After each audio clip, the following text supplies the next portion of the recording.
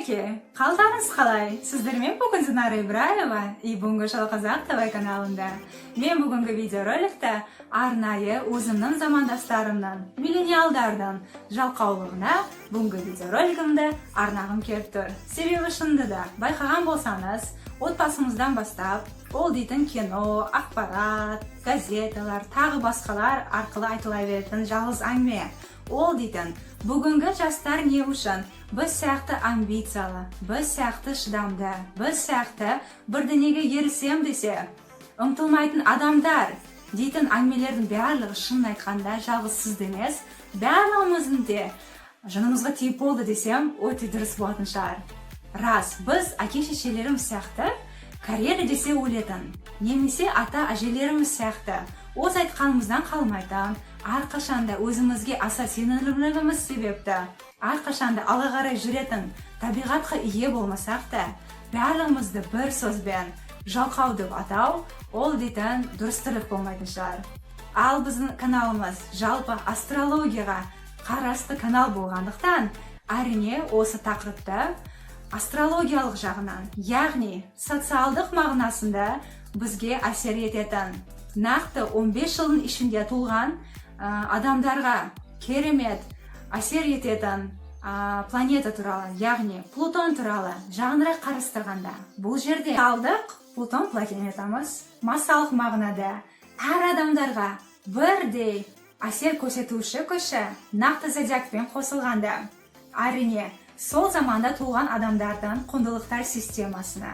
ықтиярына, мінез құлққа дамып келуіне толы жауапкершілік алатын планета деп айтуымызға да болады. Мысал ретінде, хиппилер дәуірінде адамдардың махаббат сезіміне шыраланып қалған табиғаты. Одан басқа, мен дейтін тума актрисамын, тума поэтесса, тума тағы басқамын дейтін шығармашылық салаларына жалпы сол адамдардың шыраланып қалған табиғатын бәрін қарастырғанда, шын айтқанда ол замандағы адамдардан Плутон планетасы ең артистичный, ең эгоисті зодиагында, яғни арыстандарда жайғасуымен таза түсіндіруге болар екен. Сол сияқты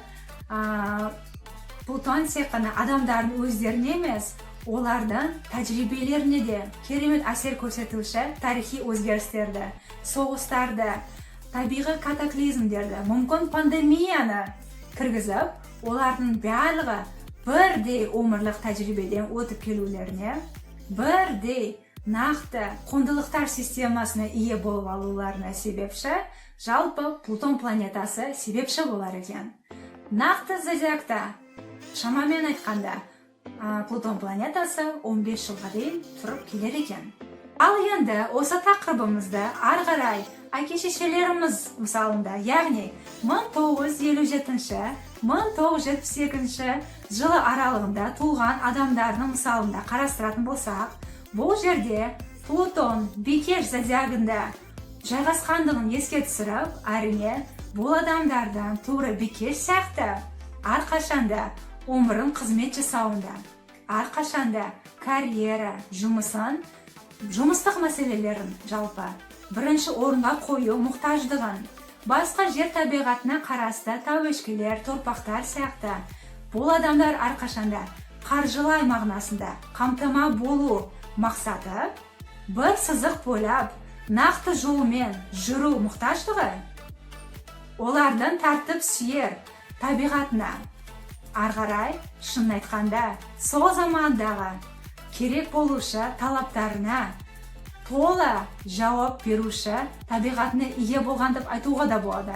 Яғни, екінші ұлы отан соғысынан соң, біздің жеріміз керемет хаостық режиміне түсіп қалғаннан соң, жаңа заңдарды, жаңа өмірді, жаңа барлық нәрсені нөлден көтеріп, қоршап тұрған дүниемізді жаңадан бастап жіберуіне, өздерін керемет суық ақыл ойдары себепті. Себебі бикештер ақыл-ой планетасына, яғни Меркурийға қарастығы, әрине олардан нөлден барлық құндылықтар системаны түзіп келулеріне көмектесуші жұмыстары, әрине сол заманда керек болған мұқтаждықтарына керемет жауап беруші табиғаттарын ие болатын. Бұндай мағынада әрине сондай бір жоқшылық, сондай бір керемет бишаралық уақытында біздің әке-шешелеріміздің бикешті қасиеттері одан да жарқын көрініп келулеріне үлкен шанс беріліп, яғни одан да жақсы ойлауларына, одан да жақсы адамдарға қызмет жасауларына, әрқашанда бір-біріне көмектесіп, әрқашанда ақшаға деген осындай бір шырғалам қалған табиғатын жақсылап тұрып дамып келуіне, сол хаос режимде тезірек шығып алуларына, жарқын келешек құрып алуларына әрине біз бикештерімізге, әке-шешелерімізге керемет рахмет деп айтуымызға да болады. Ал енді тақырыбымызды ата-әжелеріміз мысалында қарастыратын болсақ, яғни 1939 жыл, 1957 жыл аралығында туылған жандарымыз шынымен керемет бизнесмен болып келулері, керемет политик, керемет шығармашылық саласында өздеріне атақ құрып алған адамдар сияқты әңгімені арғарай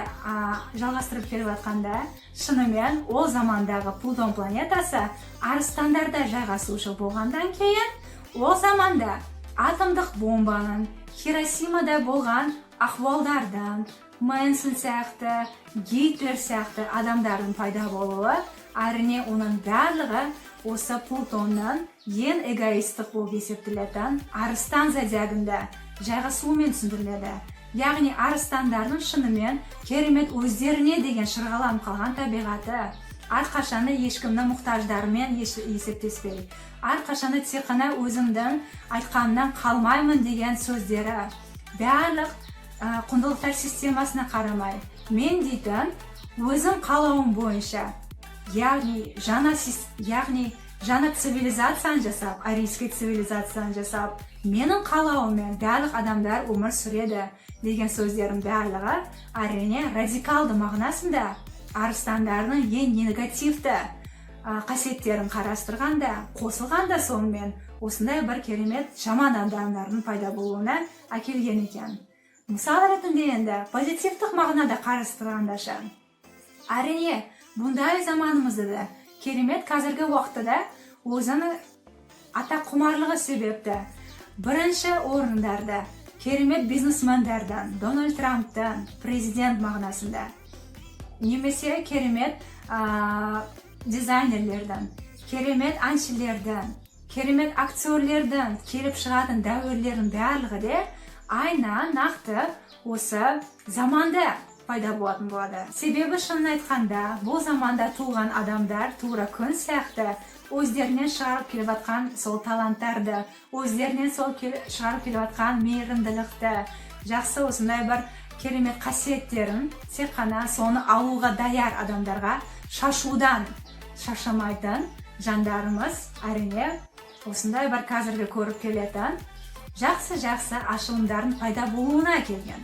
Ал енді видеоролигіміздің ең қызықты бөлігіне өткендеші, яғни біздің замандастарымыз 1984-2000 жылдар аралығында туылған жандар, шынын айтқанда, қазіргі замандағы ішкі дүниесі керемет дамыған.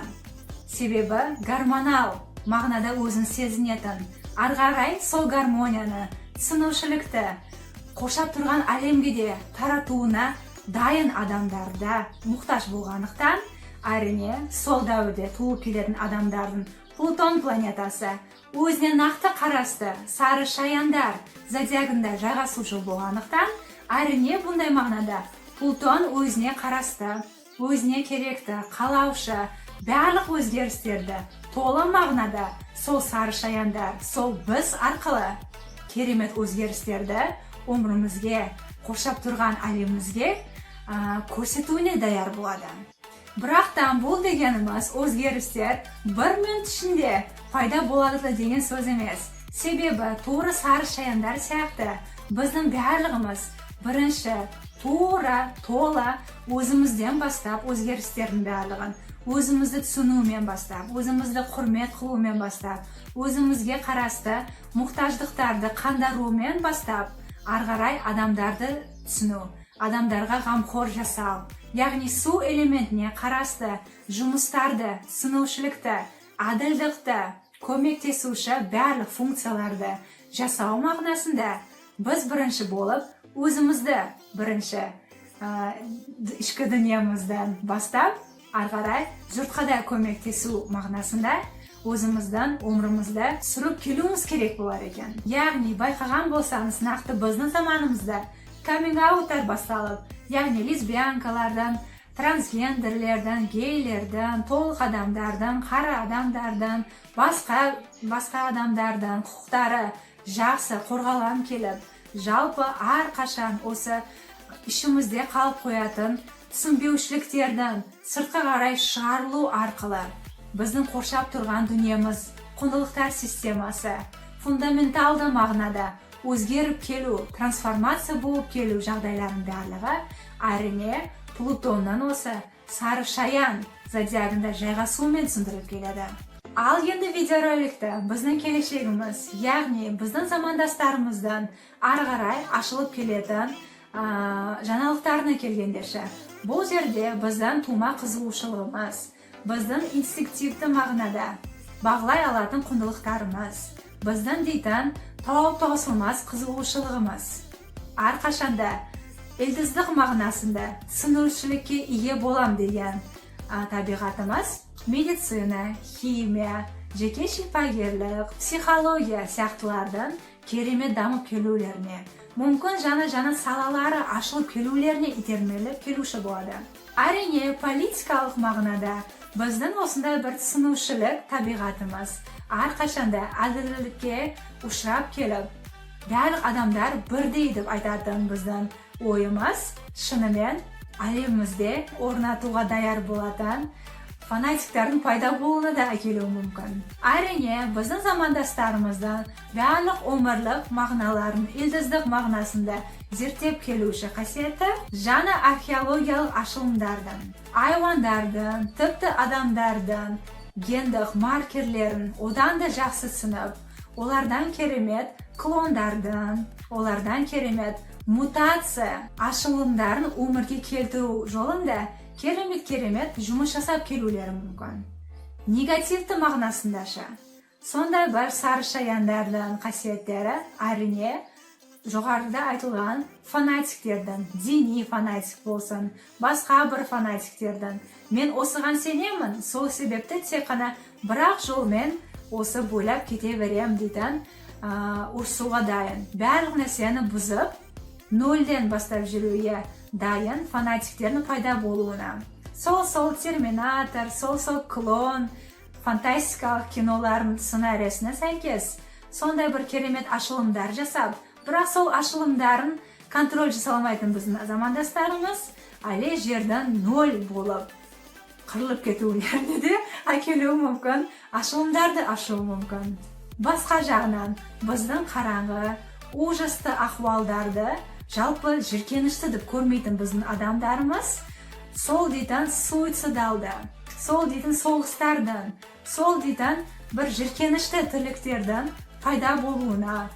onday bir keremet javobgarlikda olmay, jana umrda boshqaruv uchun ayrini transformatsiya o'lim orqali barliq narsani buzib tashlash kerak degan bizning o'ylarimiz sonday bir qarang'i kelishakda bo'ldirib qo'yuda mumkin. Sebebi shuni aytganda, sarishayanlar ol transformatsiya, o'lim joylarini birinchi naqdi ma'nosida odamlarga taratib keladigan zodiak deb aytuvga bo'ladi.